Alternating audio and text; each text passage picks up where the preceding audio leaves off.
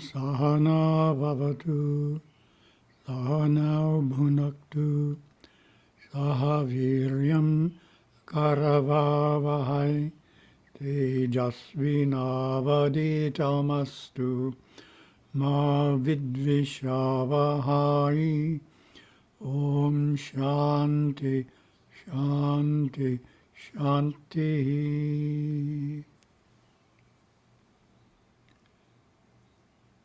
And we will share the screen.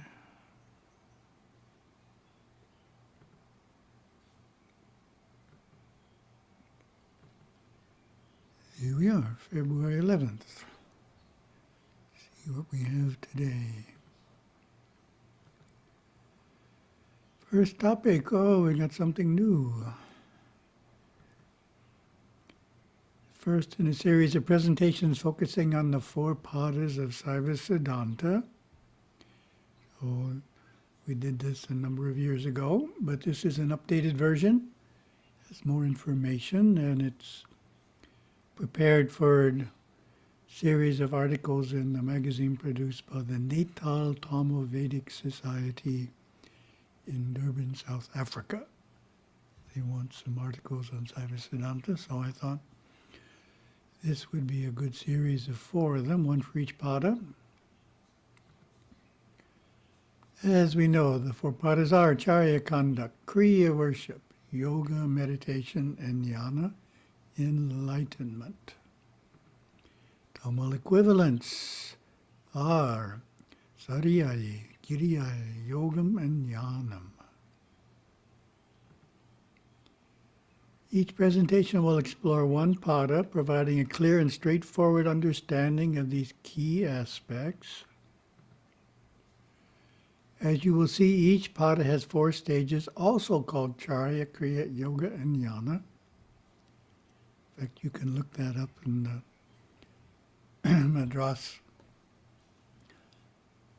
University of Madras Tamil Lexicon. Very interesting. For someone who speaks English, it's backwards. It says Charya yit Charyai, Sarya yit Saryai, Sarya yit Kiriyai, Sarya yit Yogam, Sarya yit Jnanam. That's Charya and Kriya, Kriya, Charya and Charya, Kriya and Charya, Yoga and Charya, Jnana and Charya. It's right in the dictionary. There's some very good definitions. The practices of Saiva Siddhanta are divided into 4 progressive stages called padas. We begin with the Charya Pada, which focuses on religious activities to be performed. And the question to you, where are these practices to be performed?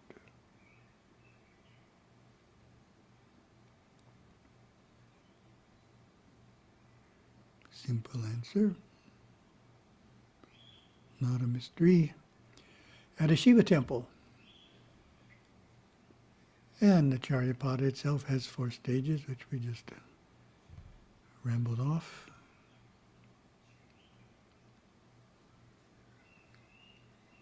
And that is why I call Saiva Siddhanta temple-centric religion, temple-centric tradition.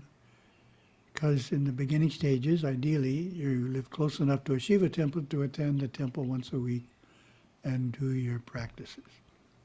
Not as important when you're in the more advanced stages, but it's really crucial. It's the place where the beginning practices work best, at the Shiva temple. First stage is Charya and Charya. What are the practices of Charya and Charya? Sarya yit Saryai.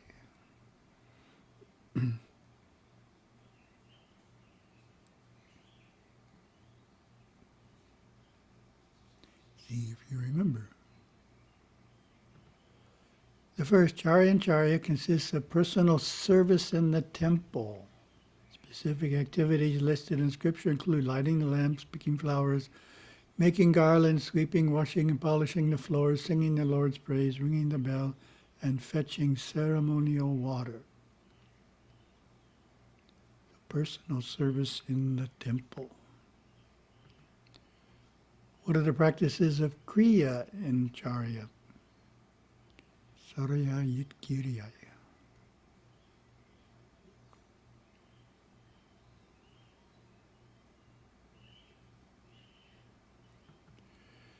Kriya and Charya consists of attending the Parartha Puja as per the guidelines of the Agamas and following one's guru, offering worship to the Murti of any of the 25 forms of Shiva.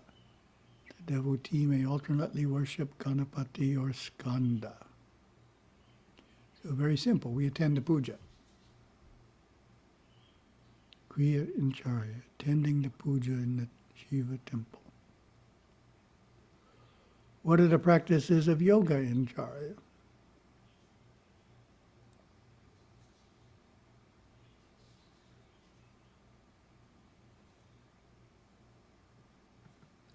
Yoga and Charya consists of meditation after the puja is complete, not before or during, after. Gurudeva has some nice thoughts on that coming up a little later. What are the practices of Jnana in Charya?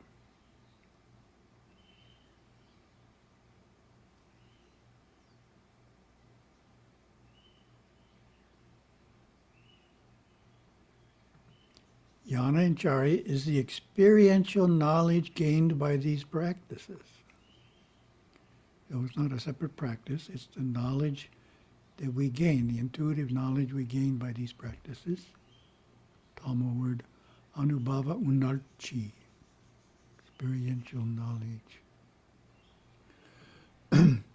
Charya Pada is also called the Dasa Marga, meaning path of servitude, for here the soul relates to God as servant to master. So for those who aren't crystal clear, what's the difference between Pada and Marga? Pada is a breakdown, a part. So the Charya part. Marga is the relationship of the soul to God in that part. So in the first one, the soul is the servant, God is the master, path of servitude. For here the soul relates to God as servant to master, so we're the servant in the temple. Patavi, attainment of this pada, is salokya, sharing the world of God. That in itself could be a nice talk, but we don't have time. Tirunavakarasu Nayanar Appar is the Samya Acharya who exemplifies the Charya Pada. There he is with his hoe ready to clean around the temple. We could use him at Yerevan.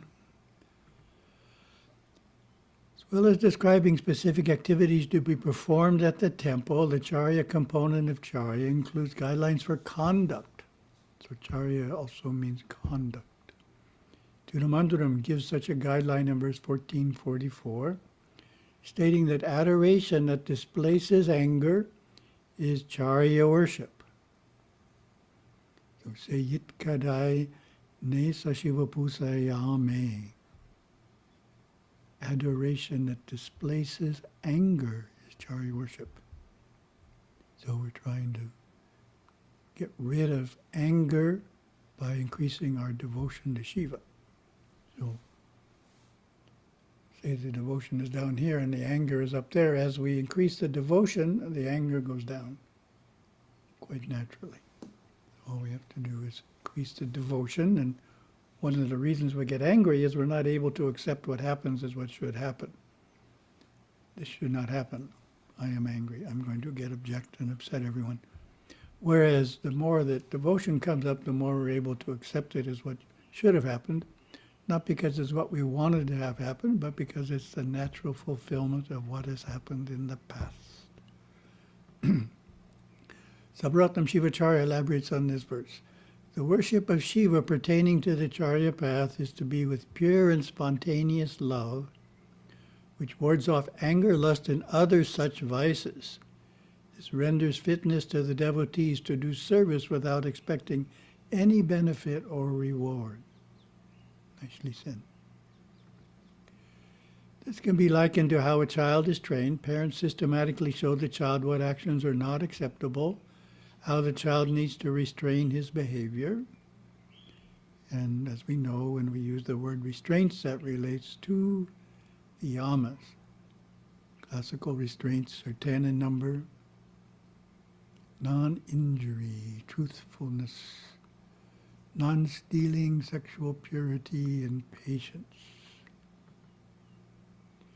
Steadfastness, compassion, honesty, moderate appetite, and purity. So these are all the restraints we need to have in place to harness the instinctive nature, because we're living in a physical body. Kriya and Charya is ideally practiced by attending a temple once a week or even more frequently. What are the alternatives if you cannot attend the temple once a week?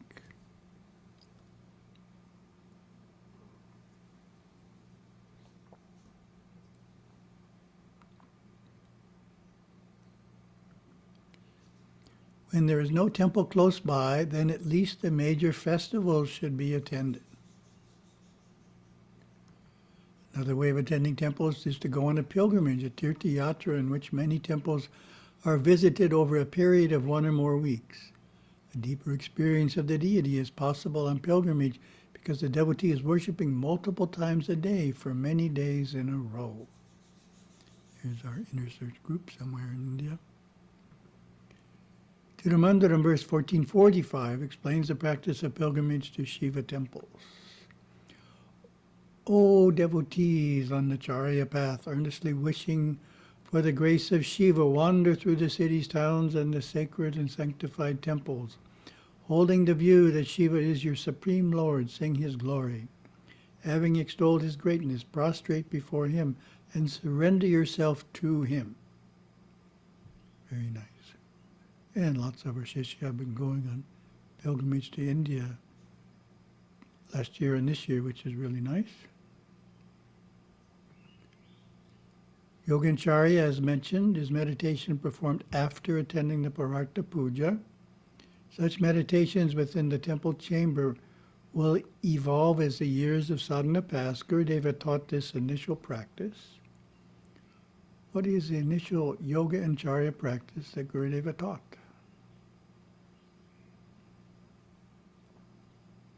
See how many of you remember.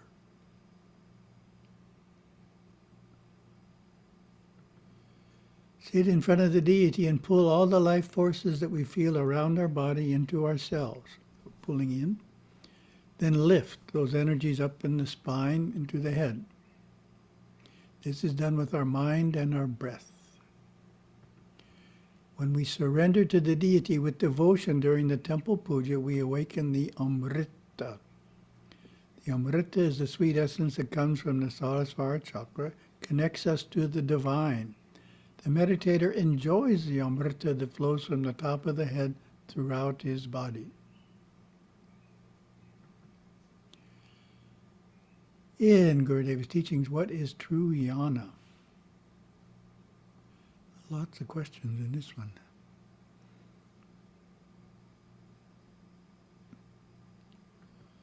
Jnana is sometimes described as the intellectual knowledge we have acquired by studying scripture.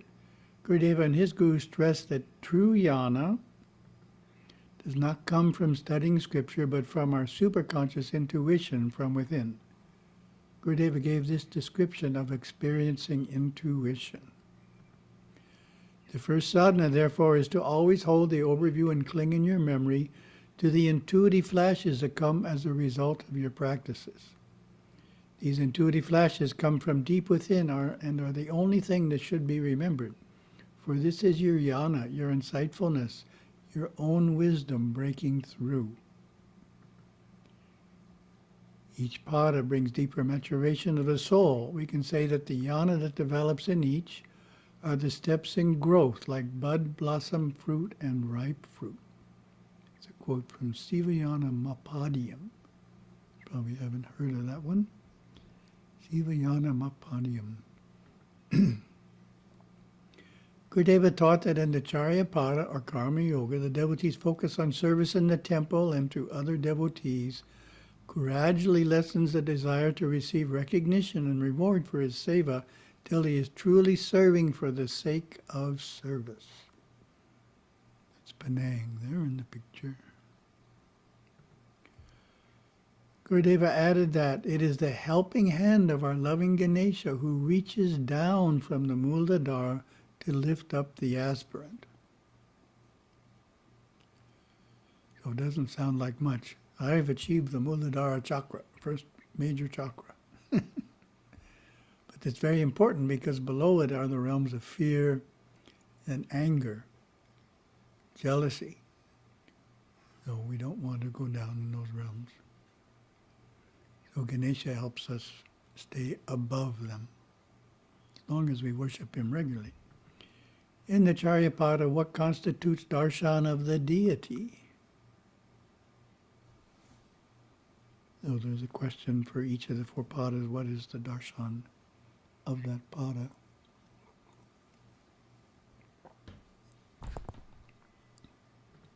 In the Charya Pada, darshan of the deity is the physical sight of the murti. That's as basic as you can get. You see the physical murti, and the murti during the puja is beautifully decorated, and that inspires us, the vibration of the deity. Our second topic, we're continuing our 9 key spiritual qualities for children. And we're doing the third quality. We skipped it because the slides weren't ready last time. Somehow I never did the slides for the third quality. So we did the fourth one last time, and now we're back to the third one because we have the slides. Powerful self-control. So they all start with a P.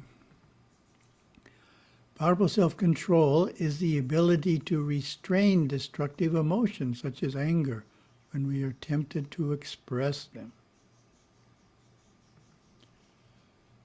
How is such control cultivated in children? How would you answer that question? How do we cultivate powerful self-control in children?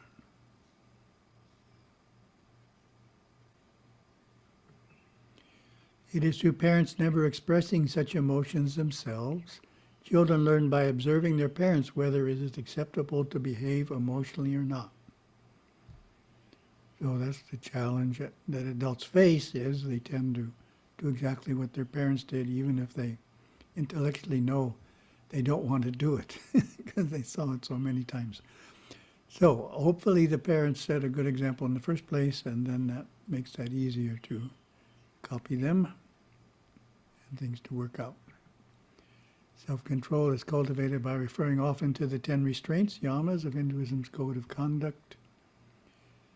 And we got the yamas again, so I won't read them. I'll just go through the slides. We just did them. Nice photograph there on the Arati on the Ganges at night.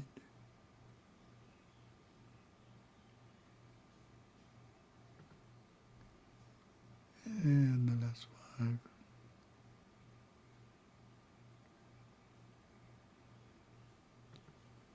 Self-control is also cultivated through emphasizing from an early age the traditional Hindu imperative to maintain chastity until marriage. Self-control leads to self-mastery, enabling one to be more successful in achieving outer and inner goals. Gurudeva noted, children who see their mother and father working out their differences in mature discussion or in the shrine room through prayer and meditation are at that moment given permission to do the same in their own life when they are older. They become the elite of society, the pillars of strength of the community during times of stress and hardship. These children, when older, will surely uphold the principles of Dharma and will not succumb to the temptations of the lower mind. Nicely said, Gurudeva. And our third topic, questions sent into satsang@hindu.org. See what we have.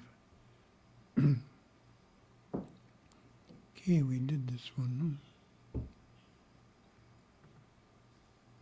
Okay, see if there's a new question here or not.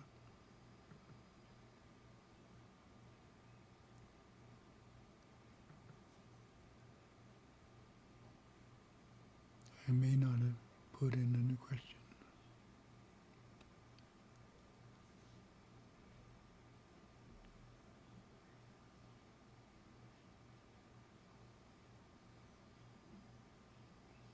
we'll do for tomorrow's version.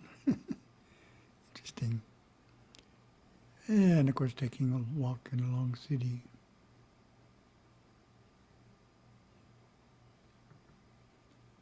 Intensity, right? We did intensity.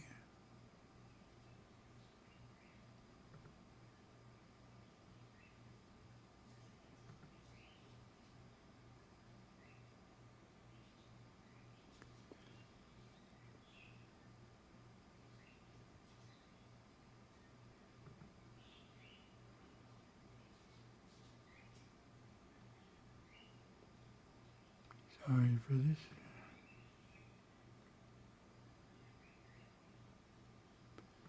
So we did the friction before, right? Yes. Oh, we did all three of these.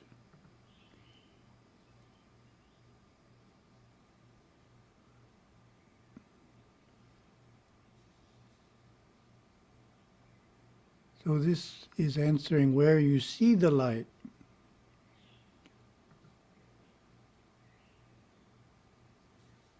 You look up into the head, that's the first place to see the clear white light. Looking up from between the eyes, you start to look up.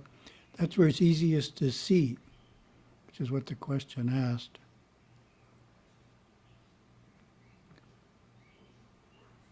But the other answer is the light is everywhere. It's just that's where it's easiest to see.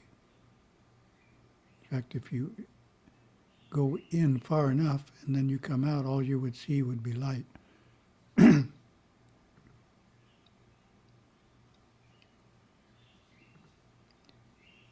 And this question, see if we did this one as well.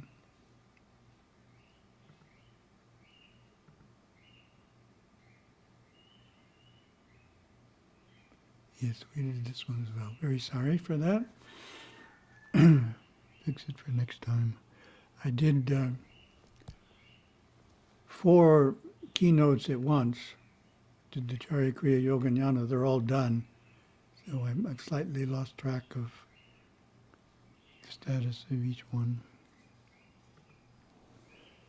Thank you very much. Om.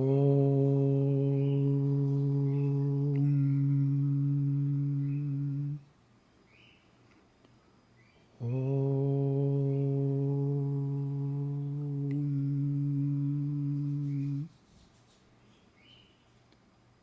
Om.